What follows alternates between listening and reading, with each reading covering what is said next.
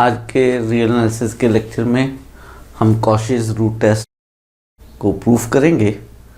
तो स्टार्ट करते हैं आज का लेक्चर। कॉशी रूट टेस्ट क्या कहता है?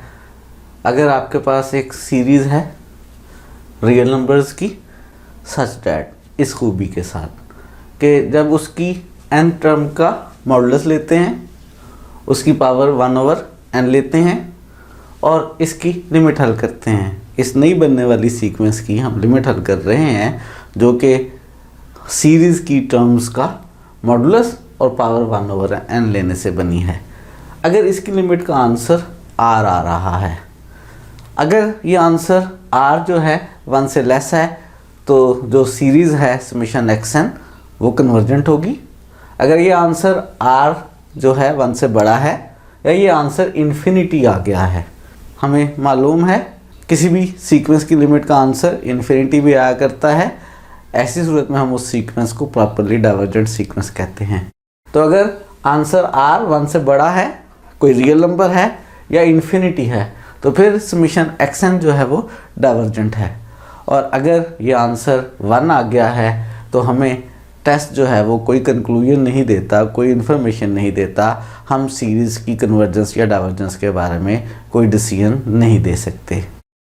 तो हमने प्रूव ये करना है कि अगर आपके पास कोई सीरीज़ समेशन xn है, आप उसकी टर्म्स के मॉडुलस की पावर 1/n लेकर सीक्वेंस बनाते हैं और उसकी लिमिट हल करते हैं। अगर उस लिमिट का आंसर 1 से छोटा कोई रियल नंबर आ जाए तो वो सीरीज़ कन्वर्जेंट होगी। अगर ये वाला आंसर 1 से बड़ा कोई रियल नंबर या इन्फिनिटी आ जाए तो फिर सीरीज़ डाइवर्जेंट होगी। और अगर ये आंसर 1 आ जाए तो फिर हम कोई भी कंक्लूजन ड्रा नहीं करेंगे। ये रिज़ल्ट प्रूफ करना है। इस रिज़ल्ट को प्रूफ करने के लिए हम ज़रा रिवाइज कर लेते हैं कि कन्वर्जेंट सीक्वेंस किसको कहते हैं। हम एक सीक्वेंस xn को कहते हैं वो x को कन्वर्ज करेगी। अगर हर पॉजिटिव एप्सिलॉन के लिए हमें एक नेचुरल नंबर मिल जाए कि ये वाली इनक्वालिटी होल्ड करे। यहाँ पर हमारे पास जो सीक्वेंस xn के मॉडुलस की पावर 1/n है वो r को कन्वर्ज कर रही है। इसका मतलब है कि हम कोई भी पॉजिटिव एप्सिलॉन लेंगे तो हमें मिल जाएगा एक नेचुरल नंबर n0। किस खूबी के साथ? इस खूबी के साथ कि xn मॉडुलस की पावर 1/n माइनस r का मॉडुलस जो है वो एप्सिलॉन से लेस है। ये इसके लिए कंडीशन सेटिस्फाई हो रही है अगर ये कन्वर्जेंट है, यानी ये r कोई रियल नंबर है, चाहे 1 से छोटा है या 1 से बड़ा है। अगर r इन्फिनिटी है तो फिर क्या होगा वो भी हम बाद में देखेंगे। फिलहाल हम कन्वर्जेंट सीक्वेंस की बात कर रहे हैं। एक और बात याद रखते हैं जिसका मुझे यहाँ इस्तेमाल करना होगा और वो है ज्योमेट्रिक सीरीज़। समेशन r⁻n वाली सीरीज़ को हम ज्योमेट्रिक सीरीज़ कहते हैं और हम कहते हैं ये कन्वर्जेंट है अगर r का मॉडुलस 1 से लेस है और डाइवर्जेंट है अगर r का मॉडुलस 1 या 1 से ग्रेटर है। इसके अलावा हम याद रखते हैं कंपैरिजन टेस्ट। कंपैरिजन टेस्ट ये कहता है कि अगर आपके पास दो सीरीज़ समेशन xn और समेशन yn है और उनकी टर्म्स इन दो में से किसी एक कंडीशन को सेटिस्फाई कर रही हैं, सीक्वेंस की r टर्म्स n ग्रेटर और equal to some natural number k के लिए xn lesser equal to cyn both greater than 0 हैं, या cxn lesser equal to yn both greater और इक्वल टू 0 हैं, तो ऐसी सूरत में अगर बड़ी टर्म्स वाली सीरीज समेशन yn कन्वर्जेंट होगी तो समेशन xn भी कन्वर्जेंट होगी। और अगर समेशन xn जो छोटे टर्म्स वाली सीरीज़ है वो डाइवर्जेंट होगी तो बड़ी टर्म्स वाली सीरीज़ भी डाइवर्जेंट होगी। ये सारी बातें हमें याद रखना है और हम प्रूफ स्टार्ट कर रहे हैं पार्ट 1 का। पार्ट 1 के प्रूफ में हम सपोज ये कर रहे हैं कि जो हमारे पास नंबर r है वो 1 से छोटा नंबर है। इस सीक्वेंस की लिमिट का आंसर r 1 से छोटा है। ये कंडीशन सेटिस्फाई हो रही है और मुझे किसी तरह से प्रूव ये करना है कि जो सीरीज समेशन xn है वो कन्वर्जेंट है। उसके लिए मैं कोशिश ये करूँगा कि समेशन xn जो सीरीज़ है उसकी टर्म्स को मैं लेसर इक्वल कर सकूँ किसी ज्योमेट्रिक सीरीज़ की टर्म्स से मैं इसको किसी ज्योमेट्रिक सीरीज़ गामा n की टर्म से लेस और इक्वल कर सकूं। अगर मैं ऐसा कर सकूं और मेरे पास जो गैमा है वो -1 और 1 के दरमियान हो तो ये वाली ज्योमेट्रिक सीरीज़ कन्वर्जेंट होगी। बड़ी टर्म्स वाली सीरीज़ कन्वर्जेंट हो तो बेसिक कंपैरिजन टेस्ट से एक्सन वाली सीरीज़ जो है समीशन एक्सन भी कन्वर्जेंट होगी। तो मुझे इस तरह का रिजल्ट बनाने की कोशिश करनी है। मैं ये रिजल्ट मॉडुलस के साथ बनाऊंगा और मैंने प्रूव किया हुआ है कि अगर कोई सीरीज़ है आपके पास समीशन एक्सन और आप समीशन एक्सन मॉडुलस वाली सीरीज़ को कन्वर्जेंट प्रूव कर देते हैं तो हम कहते हैं कि गिवन सीरीज़ भी कन्वर्जेंट है और ऐसी सूरत में हम गिवन सीरीज़ को एब्सोल्युटली कन्वर्जेंट कहते हैं। बहरहाल हम एब्सोल्युटली कन्वर्जेंट कहें या न कहें, सीरीज़ कन्वर्जेंट ज़रूर होती है। अगर समीशन एक्सन मॉडुलस वाली सीरीज़ कन्वर्जेंट हो तो समीशन एक्सन भी कन्वर्जेंट होती है। मैं इस तरह का रिजल्ट एक्सन मॉडुलस वाली सीरीज़ के लिए बनाऊंगा और उसकी मदद से मैं कह सकूंगा कि समीशन एक्सन कन्वर्जेंट है। उसके लिए चूंकि मेरे पास जो सीक्वेंस एक्सन मॉडुलस की पावर 1/n है वो इस इनक्वालिटी को सेटिस्फाई कर रही है, हर एप्सिलॉन के लिए मैं एक ख़ास एप्सिलॉन यूज़ करूँगा। कैसा ख़ास एप्सिलॉन यूज़ करूँगा? ऐसा ख़ास एप्सिलॉन यूज़ करूँगा कि जब मैं इसका मॉडुलस ख़त्म करूँ एक्सन मॉडुलस की power 1/n minus r less i epsilon से greater than i minus epsilon से और इस इनक्वालिटी का ये वाला पार्ट इस्तेमाल करूँ और आर को उधर ले जाऊँ। आर को उधर ले जाके जो मेरे पास एप्सिलॉन प्लस आर नंबर बने वो 1 से छोटा आए। ये मेरी कोशिश है। अब इस कोशिश को कैसे कामयाब करते हैं? हम चाहते हैं कि जो एप्सिलॉन लिया जाए ऐसा एप्सिलॉन लिया जाए कि एप्सिलॉन में जब आर ऐड करें तो वो नंबर मेरे पास 1 से छोटा है। इस बात को बनाने के लिए हम इस्तेमाल कर रहे हैं इस बात का कि आर 1 से छोटा है। अगर आर 1 से छोटा है तो 1 माइनस आर पॉजिटिव है। 1 माइनस आर और 0 के दरमियान हम नंबर चूज़ कर सकते हैं। कोई से भी दो रियल नंबर्स के दरमियान हमारे पास इन्फिनिट रियल नंबर्स एग्जिस्ट किया करते हैं, तो मैं 1 माइनस आर और 0 के दरमियान एक रियल नंबर ले रहा हूँ बीटा। बीटा रियल नंबर है जो बीटा 0 और 1 माइनस आर के दरमियान है। अगर ये बीटा 0 और 1 माइनस आर के दरमियान है, इस इनक्वालिटी में थ्रू आउट मैं आर को ऐड कर लूँ तो लेफ्ट साइड पर मेरे पास आर बन जाएगा, सेंटर में बीटा प्लस आर बन जाएगा और राइट साइड पे मेरे पास 1 बन जाएगा। बीटा प्लस आर जो है वो इस वक्त 1 से छोटा है। मैं चाहता था ऐसा एप्सिलॉन चूज़ करना कि एप्सिलॉन प्लस आर 1 से छोटा आए, तो वो एप्सिलॉन जो है वो मैं बीटा लेने लगा हूँ।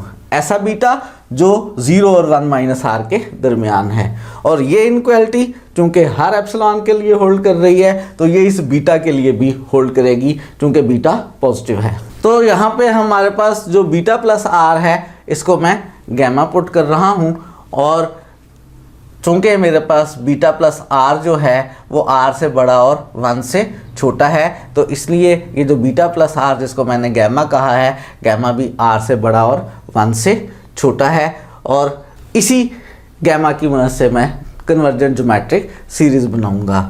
और चूंकि मेरे पास limit n approaches to infinity x n modulus की पावर 1/n का आंसर r है, तो हर एप्सिलॉन के लिए ख़ास तौर पे मैं इस बीटा के लिए, इस बीटा रियल नंबर के लिए जो कि पॉजिटिव है, मुझे मिल जाएगा एक नेचुरल नंबर n0। किस खूबी के साथ मिलेगा कि एक्सन मॉडुलस की पावर 1/n माइनस आर का मॉडुलस बीटा से लेस है। और इस इनक्वालिटी से आगे कैसे बढ़ना है, कैसे सीरीज़ बनानी है, ये बातें मैं पहले ही डिस्कस कर चुका।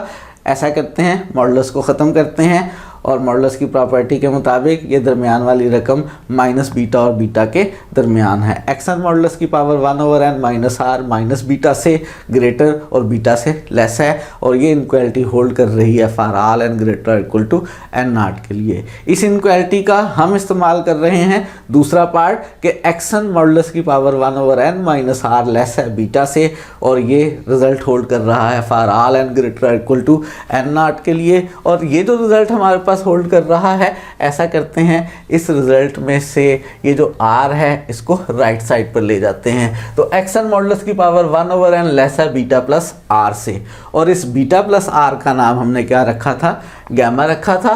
तो हम कह सकते हैं बाय 1 कि एक्सन मॉडुलस की पावर 1/n गैमा से लेस है और ये इनक्वालिटी होल्ड कर रही है for all n greater equal to n nought के लिए।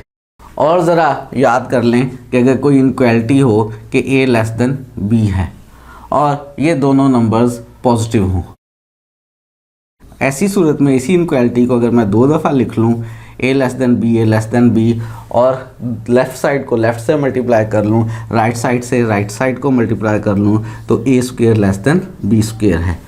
इसी इनक्वालिटी को 3 दफ़ा भी मल्टीप्लाई कर सकता हूँ, 4 दफ़ा भी।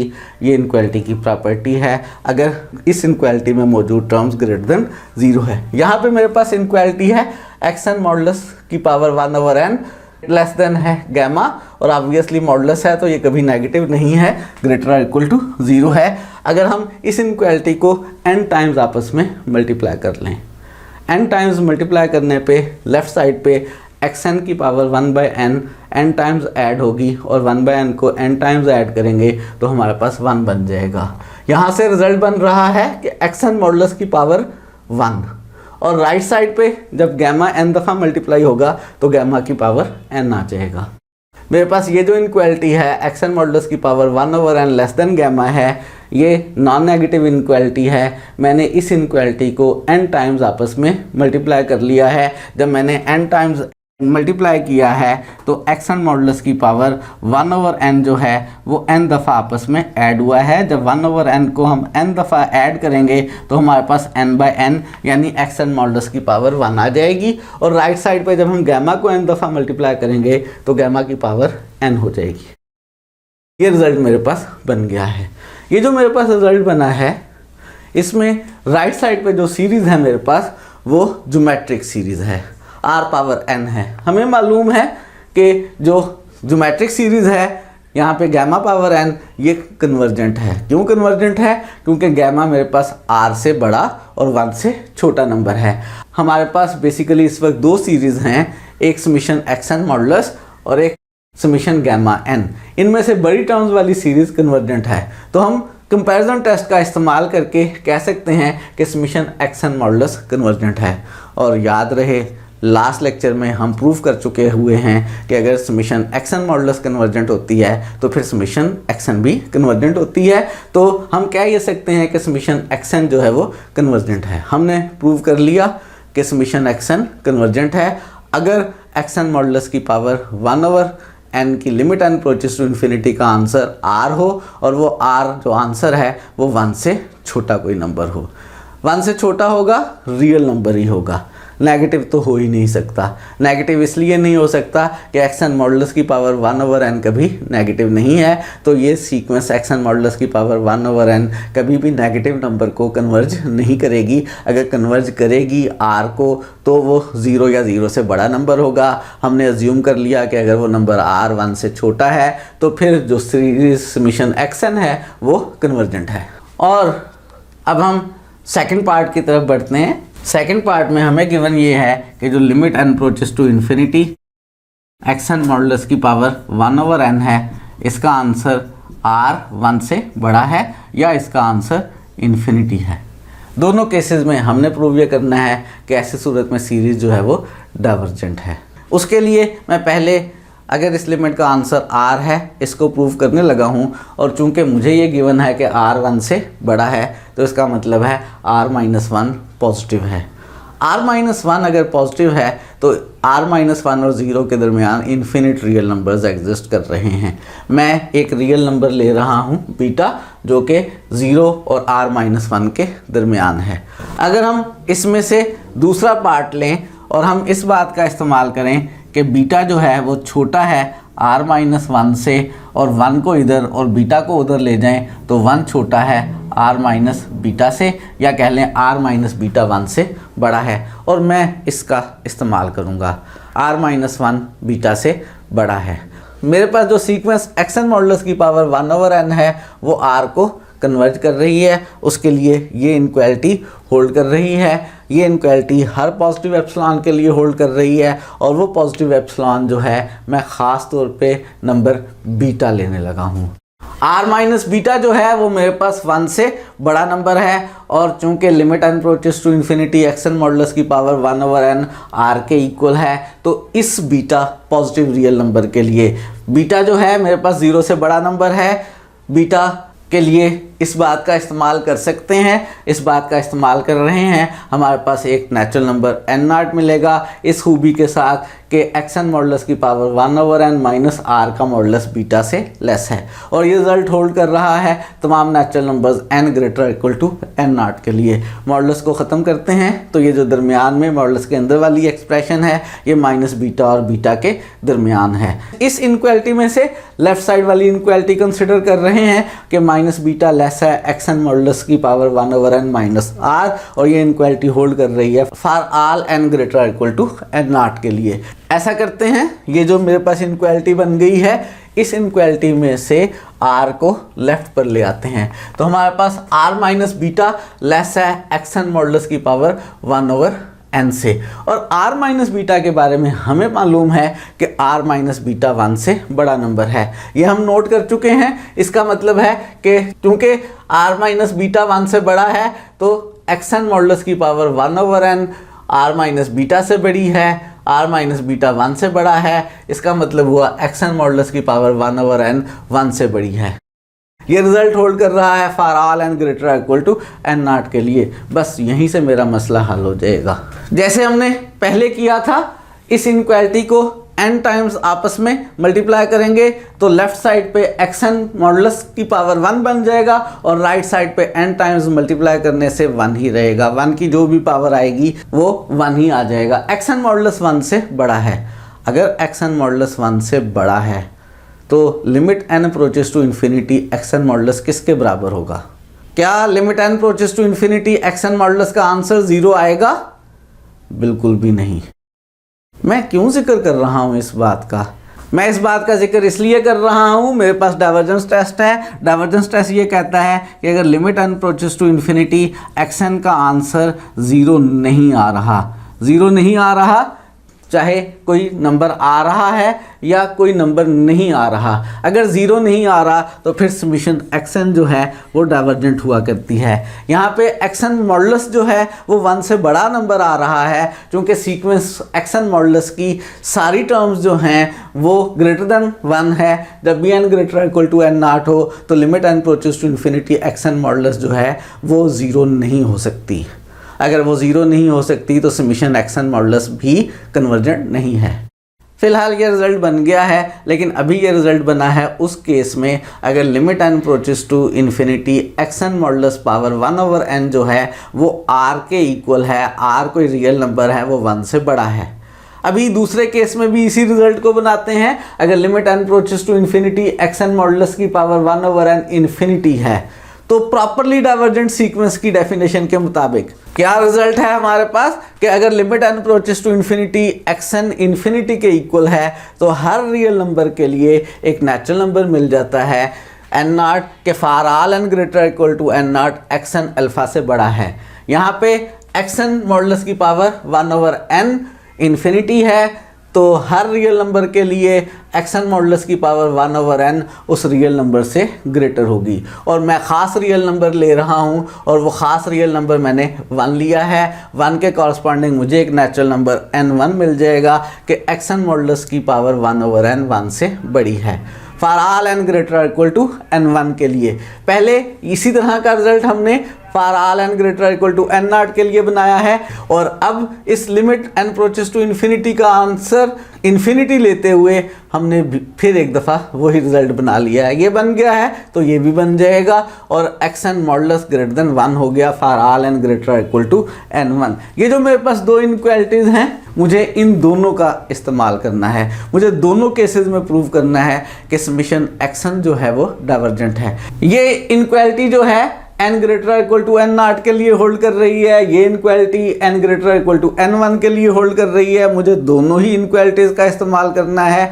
कैसे किया करते हैं? ऐसा करते हैं कि हम n0 और n1 में से मैक्सिमम नंबर का नाम n स्टार रख लेते हैं, और ऐसी सूरत में हमारे पास जो है चाहे limit n approaches to infinity x n modulus की पावर 1/n का आंसर कोई रियल नंबर आए 1 से बड़ा या आंसर इन्फिनिटी आए, हमारे पास रिजल्ट बन रहा है कि एक्सन मॉडुलस जो है वो हमेशा 1 से बड़ा है for all n greater equal to n star. अगर एक्सन मॉडुलस का आंसर 1 से बड़ा है, तो इसका मतलब है इसकी लिमिट का आंसर 0 नहीं है। Limit n approaches to infinity x n modulus का आंसर 0 नहीं है। या तो कोई रियल नंबर है वो 1 से बड़ा है, या फिर इन्फिनिटी है, या डाइवर्जेंट है, सीक्वेंस कन्वर्जेंट ही नहीं है। बहरहाल एक बात कंफर्म है कि लिमिट एक्सन मॉडुलस का answer n approaches to infinity के केस में 0 नहीं है।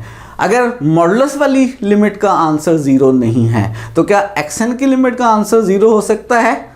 लास्ट लेक्चर में भी मैंने रिजल्ट बताया था कि limit n approaches to infinity x n is equal to 0 if and only if limit n approaches to infinity x n modulus is equal to 0। और अगर limit n approaches to infinity x n modulus 0 नहीं है तो limit n approaches to infinity x n भी 0 नहीं है। और अगर limit n approaches to infinity x n 0 नहीं है तो मैंने अभी आपको बताया था डाइवर्जेंस टेस्ट। डाइवर्जेंस टेस्ट क्या कहता है? डाइवर्जेंस टेस्ट ये कहता है कि अगर limit n approaches to infinity x n का आंसर 0 ना आए तो फिर जो मेरे पास सीरीज हुआ करती है समेशन एक्सन, वो डाइवर्जेंट हुआ करती है। तो मैंने प्रूव कर लिया बी पार्ट को भी, सेकंड पार्ट को भी, कि अगर limit n approaches to infinity x n modulus की पावर 1/n का आंसर कोई रियल नंबर r1 से बड़ा आए या इन्फिनिटी आए, दोनों केसेस में जो सीरीज समेशन एक्सन है वो डाइवर्जेंट है। हमने थ्योरम के 2 पार्ट्स प्रूव कर लिए हैं। थ्योरम के पार्ट नंबर 3 की तरफ बढ़ते हैं। पार्ट नंबर 3 में हमें गिवन ये है कि अगर r का आंसर 1 आ जाए तो प्रूव ये करना है कि कोई इन्फॉर्मेशन नहीं है हमारे पास कोई कंक्लूजन नहीं है। r इज इक्वल टू 1 कौन सी लिमिट है? Limit n approaches to infinity x n modulus की पावर 1/n का आंसर r हो और वो r यहाँ पे 1 हो। तो हमने प्रूव ये करना है कि कोई कंक्लूजन ड्रा नहीं कर सकते। कैसे प्रूव करेंगे? हम ऐसी 2 सीरीज लेंगे जिन दोनों सीरीज के लिए ये कंडीशन सेटिस्फाई हो रही हो, लेकिन उनमें से एक सीरीज कन्वर्जेंट हो और एक सीरीज डाइवर्जेंट हो। अगर हमने ऐसी 2 एग्जांपल्स ले ली तो इसका मतलब होगा कि इस लिमिट के आंसर 1 आने पे हम कोई कंक्लूजन ड्रा नहीं कर सकते। तो ऐसी 2 सीरीज ले रहे हैं, कोई नई सीरीज़ नहीं है, वही 2 सीरीज़ हैं जो हमने लास्ट टाइम डिस्कस की थी। एक सीरीज़ हम ले रहे हैं समेशन एक्सन -1/n/n और दूसरी सीरीज़ ले रहे हैं summation yn summation 1/n।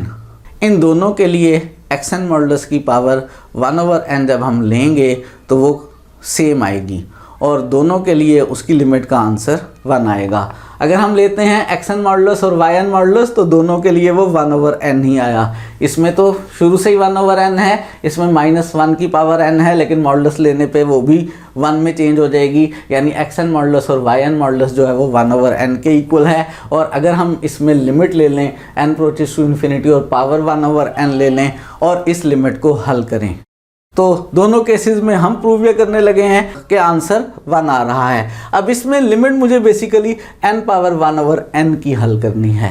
n power 1/n की limit n approaches to infinity हल करूं तो डायरेक्ट हल नहीं हो रही है, इन्फिनिटी पावर 0 बन रही है। ऐसी लिमिट को मैं हल करने लगा हूं x के केस में। जो x के केस में limit x approaches to infinity का आंसर आएगा वही limit n approaches to infinity के केस में भी आएगा। x पावर 1/x को मैंने y लेट कर लिया और चूंकि इन्फिनिटी पावर 0 बन रही है तो इसको ख़त्म करने के लिए दोनों साइडों पर log ले लिया। लेफ़्ट साइड पे log y, राइट साइड पे log लिया तो पावर 1/x log से पहले आ गई। अब अगर मैं इसमें limit x approaches to infinity हल करूं तो log इन्फिनिटी इन्फिनिटी, नीचे भी इन्फिनिटी इन्फिनिटी ओवर इन्फिनिटी। तो ऐसी सूरत में हम कौन से रूल का इस्तेमाल कर सकते हैं? ऐसी सूरत में हम लॉफ्टर रूल का इस्तेमाल कर सकते हैं। लॉफ्टर रूल्स का इस्तेमाल करें, न्यूमरेटर में log x का डेरिवेटिव 1/x, डिनोमिनेटर में x का डेरिवेटिव 1 और इसकी लिमिट हल करें x अप्रोचेस टू इन्फिनिटी तो ये आंसर 0 आ गया। Limit x approaches to infinity log y का आंसर 0 आ गया तो y का आंसर कितना होगा? लॉगरिथम को ख़त्म करेंगे, एंटी लॉग लेंगे तो limit x approaches to infinity y का आंसर e की पावर 0 होगा। यानी मेरे पास limit x approaches to infinity x की पावर 1/x जिसको मैंने y कहा था उसका आंसर 1 आ गया। अगर limit x approaches to infinity x power 1/x का आंसर 1 आया है तो limit n approaches to infinity n power 1/n का आंसर भी 1 आएगा। इस लिमिट का आंसर 1 आ गया, 1/1 ओवरऑल हमारे पास आंसर 1 आ गया। तो मेरे पास ये जो 2 सीरीज हैं summation -1 power n over n और समीशन 1 ओवर n, इन दोनों सीरीज के लिए टर्म्स का मॉडुलस लेकर पावर 1 ओवर n लें तो लिमिट का आंसर 1 आ रहा है। और हमें याद है हम पहले ये रिजल्ट्स प्रूफ कर चुके हुए हैं कि मेरे पास जो series summation -1 power n over n है ये कन्वर्जेंट है, जबकि जो सीरीज समीशन 1 ओवर n है ये डाइवर्जेंट है। ये बातें हम प्रीवियस लेक्चर्स में प्रूफ कर चुके हुए हैं। आप हमारे प्रीवियस लेक्चर्स देखें तो उनमें इनका प्रूफ मिल जाएगा। बात ख़त्म हो गई, बिल्कुल ख़त्म हो गई। हमारे पास दो सीरीज़ हैं, दोनों में n टर्म्स के मॉडुलस की पावर 1 ओवर n की लिमिट का आंसर 1 आ रहा है, जिनमें से एक सीरीज़ हमारे पास कन्वर्जेंट है और एक सीरीज़ डाइवर्जेंट है। तो कंक्लूजन ये निकला कि अगर limit n approaches to infinity xn modulus की पावर 1 ओवर n का आंसर 1 आ जाए तो हम कोई कंक्लूजन ड्रा नहीं करेंगे, क्योंकि हमें ऐसी सीरीज़ भी मिल जाती हैं जो इस कंडीशन के साथ कन्वर्जेंट हैं और ऐसी सीरीज़ भी मिल जाती हैं जो इस कंडीशन के साथ डाइवर्जेंट है। आज हमने कॉशीज़ रूट टेस्ट या सिंपली कह लें रूट टेस्ट का प्रूफ किया है। इससे पहले प्रीवियस लेक्चर में हमने रेशो टेस्ट का प्रूफ किया था। नेक्स्ट लेक्चर में हम रेशो टेस्ट और रूट टेस्ट का इस्तेमाल करके कुछ क्वेश्चंस को सॉल्व करेंगे। आज के लिए इतना ही।